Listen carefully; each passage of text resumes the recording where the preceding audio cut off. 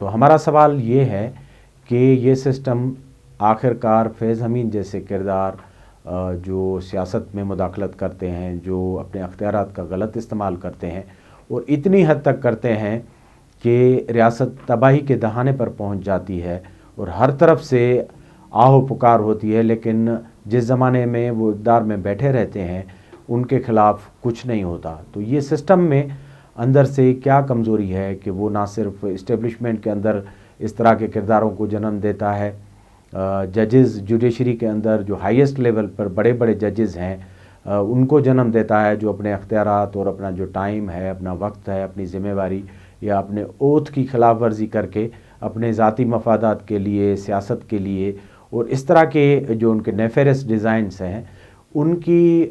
Fulfilment کے لیے کام کرتے رہیں۔ یہ کردار سیاست میں بھی موجود ہیں۔ ہم نے دیکھا مختلف ادوار میں اس طرح کے کردار ہمیں نظر آتے ہیں جو آسانی سے ایکسپلائٹ کر کے پورے سسٹم کو اپنے لیے مراد حاصل کرتے ہیں، اپنے آس پاس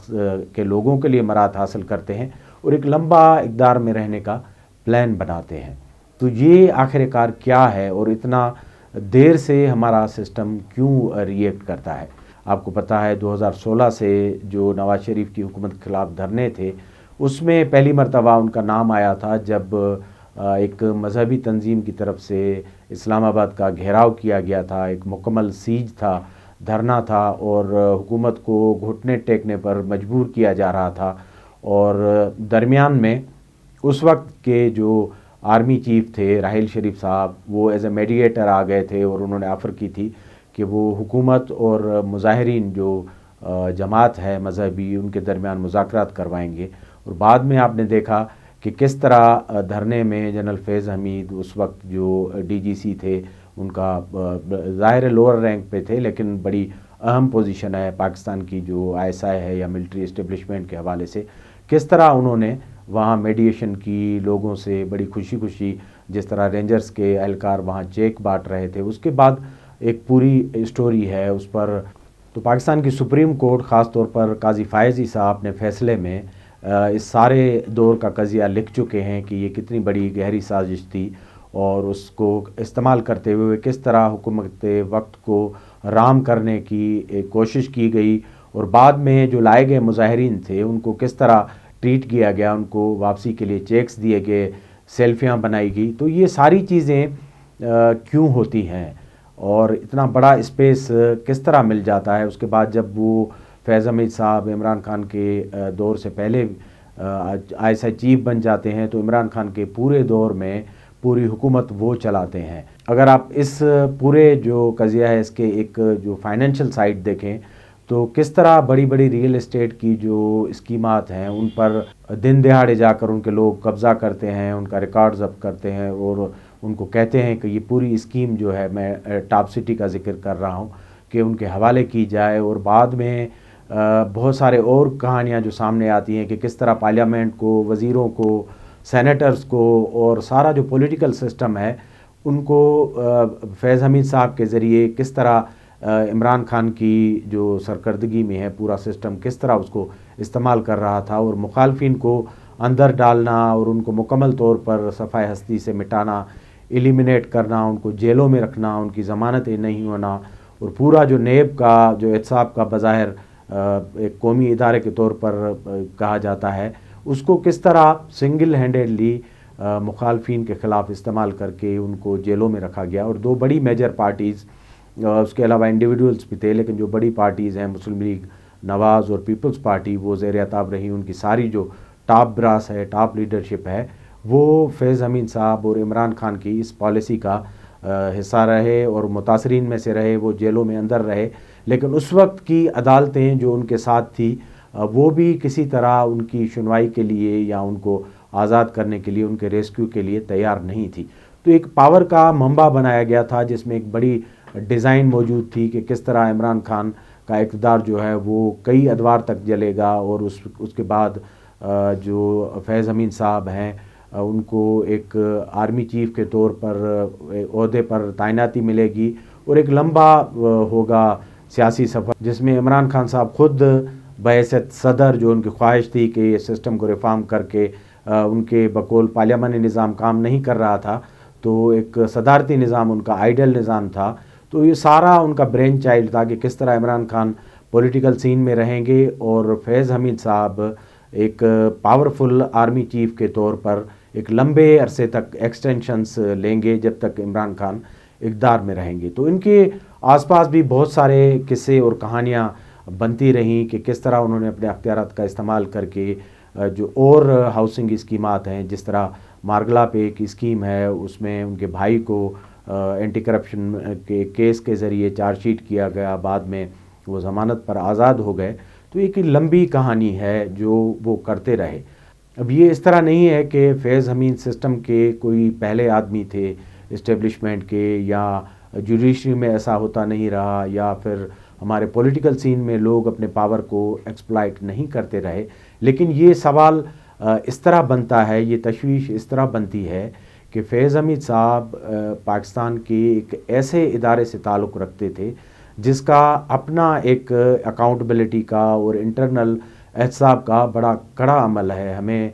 میڈیا کو، سب لوگوں کو بتایا جاتا ہے کہ ملٹری میں ایک آن گوئنگ پروسیس ہے چیزوں کا، اس میں شفافیت ہے. جتنے افسران ہیں، جتنے ہائر اپس ہیں، جنرلز ہیں یا نیچے فارمیشن کے لوگ ہیں، وہ بڑے ٹرانسپیرنٹلی کام کرتے ہیں. ان کے اوپر ایک کاؤنٹر چیک ہوتا ہے، کاؤنٹر انٹیلیجنس ہوتی ہے. ان کے سارے اقدامات جو ہیں وہ اس طرح مانیٹر ہوتے ہیں، آبزرو ہوتے ہیں. لیکن ہم نے یہ دیکھا اس کیس میں کہ ایک بندہ اتنا پاور گیدر کر گیا کہ وہ سسٹم کو اس نے تہیا کیا ہوا تھا کہ کسی طرح بھی چلنے نہیں دینا، اور اس نے اتنی فیلڈنگز لگائی ہوئی تھی پورے سسٹم میں، انٹیلیجنس نیٹ ورک میں، یا جو اس وقت ان کے کنٹمپرری جرنلز تھے یا جو بریگیڈیئرز تھے، جو لوگ میٹر کرتے تھے سسٹم میں، سسٹم کا حصہ تھے یا چلاتے تھے، ان میں اتنی تعلقات اور فیلڈنگز انہوں نے لگائی ہوئی تھی کہ شہباز شریف کی جو پہلی حکومت تھی 16 مہینے والی، اس سے لے کر اقتدار کی تبدیلی تک اور آرمی چیف کی تعیناتی تک جتنے معاملات تھے، اس میں اس پورے جو گروپ نے، ریکٹ نے، جو فیض حمید صاحب کے رہنمائی میں کام کر رہا تھا، اب یہ ساری چیزیں سامنے آ گئی ہیں. خود حکومت وقت کہہ رہی ہے، ان کا ادارہ کہہ رہا ہے، تو ہم بھی کہہ رہے ہیں کہ ان کی سرکردگی میں یہاں تک معاملات ہوئے کہ موجودہ جو آرمی چیف ہیں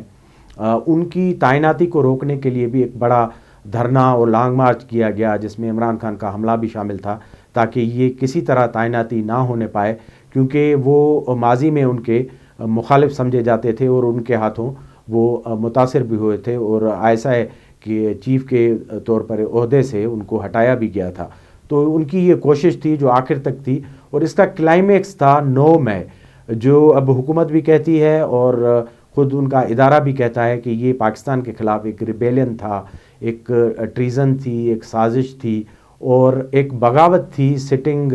آرمی چیف کے خلاف، کیونکہ وزیر اعظم آن دی ریکارڈ کہہ چکے ہیں. تو یہ اتنی ساری گنجائش اتنے بڑے ٹائٹ سسٹم نے کس طرح ایک انڈیویڈول کے لیے یا گروپ آف انڈیویڈولز کے لیے کیسے پیدا کی کہ انہوں نے نہ صرف پورے ملک کو معاشی طور پر، سیاسی طور پر ڈی اسٹیبلائز کیا، بلکہ بظاہر ایک طاقتور ادارہ جس کی یونٹی اور یونٹی آف کمانڈ ایک آئیڈل سمجھی جاتی ہے، اس میں دراڑیں ڈالی. آپ نے دیکھا کہ 9 مئی کے جو کیسز ہوئے ان میں بہت سارے سرونگ جو کور کمانڈر سے لے کر بریگیڈیئرس اور ڈفرنٹ جو آفیسرس ہیں، وہ بھی اس جنرل کورٹ مارشل کا حصہ ہیں، اور ان کے خلاف جو ہے وہ پروب ہو رہے ہیں. تو آئندہ دنوں جس طرح کچھ منسٹرز کہہ رہے ہیں کہ بہت سارے نام فیض حمید صاحب سے جڑے ہوئے نظر آئیں گے، جو ود ان ملٹری بھی ہیں اور ود ان پولیٹکس بھی ہیں. اور عمران خان جو ہیں وہ بھی اس سارے معاملے کے بہت بڑے بینیفیشری رہے ہیں اور منور کرتے رہے ہیں فیض حمید کے ساتھ. تو وہ بھی آنے والے دنوں میں اس کا حصہ بن سکتے ہیں، اور ان کو بھی ملٹری کورٹ میں ٹرائی کیا جا سکتا ہے. تو اسی کے ساتھ ہی یہ گوسپ ہے کہ عمران خان کی جو حالیہ کوششیں ہیں اسلام آباد میں دھرنوں کی یا مختلف اٹینٹس کی، وہ چاہ رہے ہیں کہ جنرل فیض حمید کا جو سزا ہے یا ورڈکٹ ہے، اس سے پہلے کوئی اتنی بڑی ڈی اسٹیبلائزیشن یا مومنٹم پیدا کیا جائے تاکہ فیض حمید صاحب کو اس سارے معاملے سے بچایا جائے. کیونکہ یہ ایک اوپن سیکریٹ ہے کہ اگر فیض حمید صاحب کسی نہ کسی طرح کنویکٹ ہوتے ہیں اس میں، تو اس سارے معاملے میں عمران خان اور کمپنی کا نام یقیناً آئے گا اور دوسرا وکٹم وہی ہو سکتے ہیں۔ اب بات یہ ہے کہ یہ ساری چیزیں ہو چکی لیکن اتنی دیر کیوں ہوئی اور اتنا نقصان کیوں ہوا؟ تو اس سے ثابت ہے کہ یہ سارا سسٹم جو ہم کہہ رہے ہیں کہ اس میں اندر احتساب ہے، ٹرانسپیرنسی ہے، لیکن اس میں بہت بڑی گنجائش موجود ہے مستقبل میں فیض حمید جیسے جو کریکٹر ہیں ان کے پیدا ہونے کی، کیونکہ اندر جو سیفٹی والز لگے ہوئے ہیں لگتا ہے کہ وہ ان کو ایکسپلائٹ کرنا اور ان کو منور کرنا اب بھی ممکن ہے۔ اگر نہ ہوتا تو اس طرح کے کردار جو ہیں اتنی بڑی پولرائزیشن اور اتنی بڑی ہائپ نہ کریٹ کرتے، پورے ملک کو ڈی اسٹیبلائز نہ کرتے، ملک کی جو فائنینشیل فرنٹیئر ہے اس پر اتنے بڑے جو معاملات کریٹ نہ کرتے کہ پاکستان کی جو اکانومی ہے وہ اس برنک پہ آ جائے کہ پاکستان جو ہے وہ ڈیفالٹ ہونے کے کگال پر آ جائے اور دنیا بھر سے مدد امداد مانگتا پھرے، اور اتنی انٹرنل جو ہے وہ کیوس اور ڈس ہارمنی ہو کہ روزانہ کچھ نہ کچھ ملک میں ہوتا رہے اور پوری میڈیا جو ہے اس کے پیچھے لگی رہے۔ اب جب میڈیا کا میں ذکر کر رہا ہوں تو میڈیا خود ایک بڑا کردار رہی ہے اس پورے قضیے میں، جس کو فیض حمید صاحب اور عمران خان اپنے ایک حکمت عملی کے تحت اپنے حق میں استعمال کرتے رہے ہیں، اور جو استعمال نہیں ہو سکی میڈیا اس کا انہوں نے بڑے زبردستی سے گلا دبایا۔ اس کی بہت ساری مثالیں ہیں، بہت سارے اداروں کے اشتہارات بند کیے گئے، اینکرز کو پروگراموں سے ہٹایا گیا، ان کی نوکریاں ختم کروائی گئیں اور مختلف قسم کے لاز لائے گئے، صحافیوں کو گم کیا گیا۔ جس طرح پولیٹیشین کو اس پلان کے تحت گم کیا گیا تھا، ایسے ہی صحافیوں کو اور دیگر جو لوگ ہیں ووکلسٹ ہیں ان کو گم کیا گیا۔ تو میرے کہنے کا مطلب یہ ہے کہ اس سسٹم میں ابھی بھی اس طرح کی گنجائش موجود ہے، کیونکہ ہم نے صرف یہ کیس اور اس کی پروسیڈنگ سنی ہے، لیکن اس طرح کے بڑے جو ریفارمز ہیں جو لازمی ہیں ہر شعبے میں بشمول اسٹیبلشمنٹ، وہ ہمیں نظر نہیں آ رہے، کیونکہ عدالتوں میں بھی آپ نے دیکھا کہ کچھ ایسا ہی منظر تھا کہ ججز نے کس طرح مختلف اوقات میں جسٹس افتخار چودھری سے لے کر جسٹس عمر عطا بندیال تک کس طرح ججز نے اپنے اختیارات کو استعمال کیا اور وہ پارٹیزن رہے، ان کے فیصلے بتاتے رہے۔ اسی طرح پولیٹکس میں اگر آپ دیکھیں تو عمران خان صاحب کے دور میں کس طرح پاکستان کا سب سے بڑا جو پروونس ہے پنجاب، اس کی راجدھانی لاہور، دو تین جو کریکٹر ہیں فرا گوگی، ان کے شوہر اور ان کا جو ریکٹ ہے، ان کے سائے تلے چلتا رہا اور فیس پر بزدار جیسے جو وزیر اعلیٰ ہیں ان کو رکھا گیا، اور باقی سارے معاملات جو فائنینشیل ہیں، باقی جو روزمرہ کے معاملات، پوسٹنگ، ٹرانسفرز، تعیناتیاں، وہ بھی اس طرح کے جو نان پولیٹیکل کریکٹرز ہیں جن کو لوگ جانتے نہیں وہ کرتے رہے۔ تو اصل سوال یہ بنتا ہے کہ ہمارے سسٹم میں اس طرح فیض حمید اور گوگی یا عطا بندیال یا افتخار چودھری جیسے کریکٹر جو پیدا کرنے کی جو گنجائش ہے وہ ابھی تک موجود ہے۔ یعنی جس طرح کہتے ہیں کہ کنواں صاف کرنے کے لیے جب ایک کتا کنویں میں گر جاتا ہے، ایک دیہاتی سا محاورہ ہے، تو اس کو پاک کرنے کے لیے وہاں سے 100 بالٹی پانی نکالنا جو ہے وہ کوئی حکمت عملی یا حکمت نہیں ہوتی۔ اصل میں وہ جو اندر پڑا ہوا ہوتا ہے لاش کتے کی، اس کو نکالنا اور کنویں کو صاف کرنا لازمی ہوتا ہے۔ ہم نے ہر مرتبہ یہی دیکھا ہے کہ یہ جو ریمیڈیز کی جاتی ہیں وہ وقتی ثابت ہوتی ہیں، اور سسٹم میں جو خرابی موجود ہے یا فیض حمید جیسے کریکٹر پیدا کرنے کی صلاحیت جو سسٹم میں ہے وہ ابھی تک انٹیکٹ ہے، اس کو کچھ بھی نہیں ہوا، کیونکہ فیض حمید نے ایز اے فرد پاور یہ سارا اثر نہیں کیا تھا۔ ان کے پیچھے ان کے پورا ادارہ کھڑا تھا، اس وقت کے آرمی چیف کھڑے تھے، ان کے جو بھی ڈیزائنز تھے، جو ان کے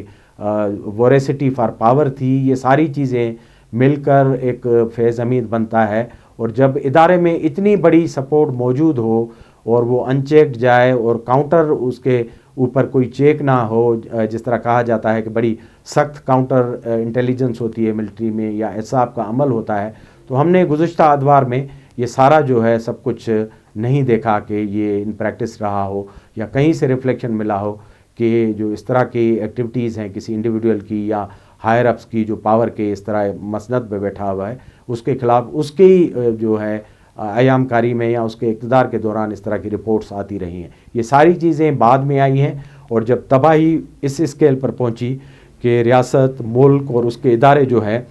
وہ ایک دوسرے کے خلاف برسر پیکار ہو گئے اور ملک میں ایک بڑی افراتفری اور 9 مئی کی طرح ایک بڑا کیوس نظر آیا، اور پوری دنیا یہ کہنے لگی کہ شاید اب پاکستان نہ صرف فائنینشلی بلکہ ادروائز بھی ایک ڈی اسٹیبلائز کنٹری بن جائے گا۔ تو کیوں ہمارا سسٹم اتنی بڑی گنجائش دیتا ہے ایسے کریکٹرز کو کہ وہ نہ صرف اپنے عہدوں کی وائلیشن کرتے ہیں بلکہ وہ پورے سسٹم سے، پورے نظام سے، معاشی نظام سے، سیاسی نظام سے اپنے جو ان کے نیفیرس ڈیزائنز ہیں یا ان کے اپنے ذاتی مفادات ہیں ان کے لیے کھیل جاتے ہیں، اور 25 کروڑ کے ملک کو بار بار خطرے کے منہ میں دھکیل دیتے ہیں۔ تو امید تو کرتے ہیں کہ اس ٹرائل کے تھرو ایک چیز سامنے آئے گی، اور جتنی چیزیں اس ادوار میں خراب ہوئی ہیں یا وہ کرتے رہے ہیں کھلواڑ، وہ پبلش کیا جائے گا تاکہ لوگوں کو پتہ چلے، اور آگے آنے والے اس طرح کے جو کریکٹر اگر اس طرح کا انٹینشن رکھتے ہیں تو ان کے لیے کوئی سبق ہو، اور سیفٹی والز کو بھی اس طرح ریووک کیا جائے تاکہ فیض امین جیسے جو کریکٹر ہیں اس سسٹم کو، یا عمران خان جیسے جو کردار ہیں، آسانی سے اپنے جو مفادات ہیں ان کے لیے منور نہ کر سکے۔ ہمارا پرسپیکٹیو یہی ہے، آپ اس پر اپنا کیا پرسپیکٹیو رکھتے ہیں ہمیں ضرور فیڈ بیک دیجیے گا۔ ہمارے پروگرام کو دیکھتے رہیں، لائک کریں، سبسکرائب کریں۔ بہت بہت شکریہ۔